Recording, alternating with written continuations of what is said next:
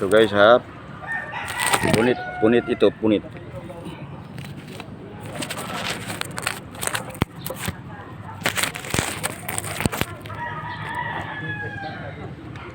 Oh, punit ito, punit.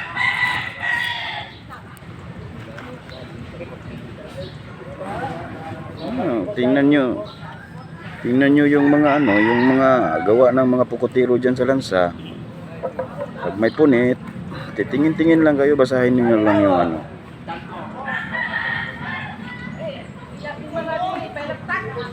para matuto kayo. Yung mga hindi pa marunong na nakasama doon sa lansa.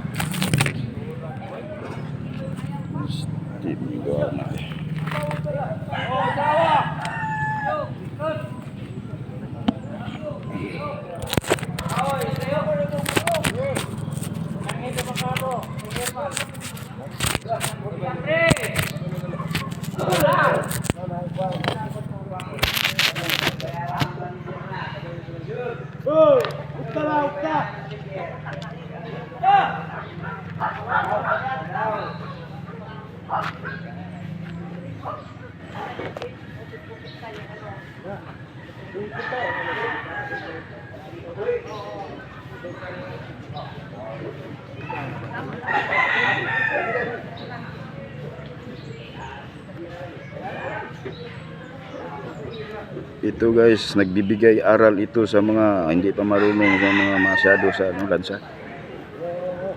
Na mga sa mga nakasakay o nakasama sa lansa ba.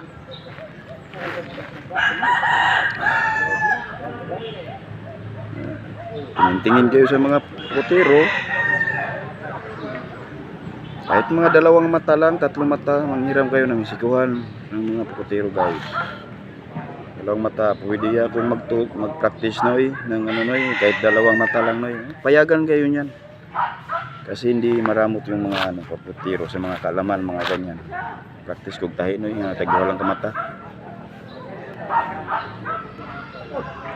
Basig kabalo ko di nakakuan ko trabaho ko sa nga na lang na siya primero. Ang hirap lang ito pero pagtiyagaan nyo lang, madali lang ito pag tingnan nyo muna yung mga pukotiro na madali lang ito talaga. Tingnan nyo lang yung mga pukotiro kung yung mga posisyon nila sa nila, tiil, kamot, yung ginagawa nila sa pagtahi. Oh, ito, punit ito.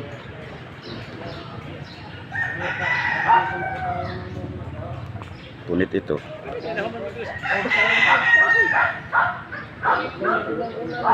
Kailangan mo lang ibalik yung mata. Tsaka kailangan pantay dito talaga yung buko. Yung buko, tawag na buko doon yung original na tahi ng makina.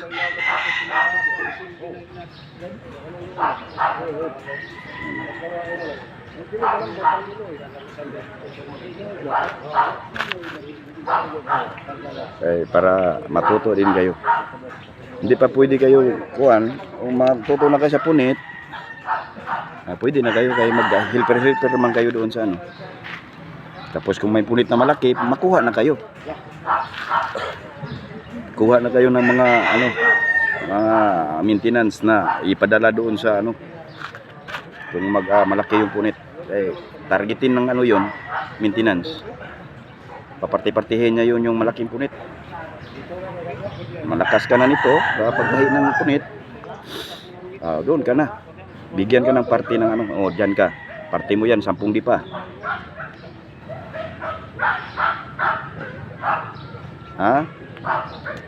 Yung talaga.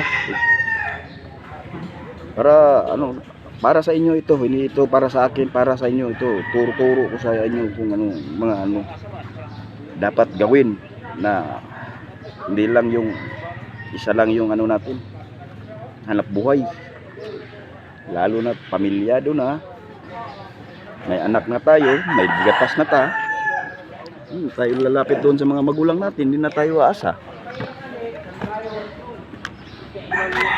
Oh. Si bata ka pa. Oh. Yung magulang mo, ikaw pa makatulong sa magulang mo.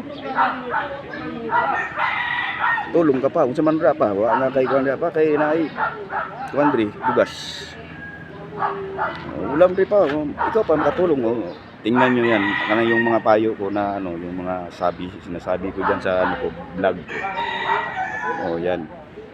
'Di ba? Ina kung baka kung mo kuan bag mo di pa na mo salir ng akong kuan sa inyo. Ang advice na ko tambag para sa mga hindi baguhan pa ba? Guys ha. Ito yun, punit yung ano ko guys, punit. Yung tinatahi ko kasi naghihintay pa ako doon sa ano. Naglalakgot kasi hindi pa tapos. Habang naghihintay, yung ano, tunan mo ng aral to. Yung ganyan, pag hindi pa natapos yung lakgot, tapos may makita kang punit, tahiin mo. Yung mga maliit na punit, tahiin mo. Marunong ka nang maglakgot, okay. Huwag kang magsawang ano, sa trabahong ganito kasi pag masanay ka na, parang laro lang ito sa buhay mo. Pero malaking pira mo dito kung iipunin mo. Maraming salamat sa inyo guys. Magandang umaga sa inyong lahat. Panoorin nyo palagi yung video ko para updated akong mag-ano sa inyo. I-share nyo sa mga kasama nyo dyan sa lansana, mga bagong tubo na nagsumama na ng lansa. Share nyo yan. Yan lang, magandang payo sa inyong lahat at magandang salamat, magandang umaga sa inyong lahat. Thank you. Good luck.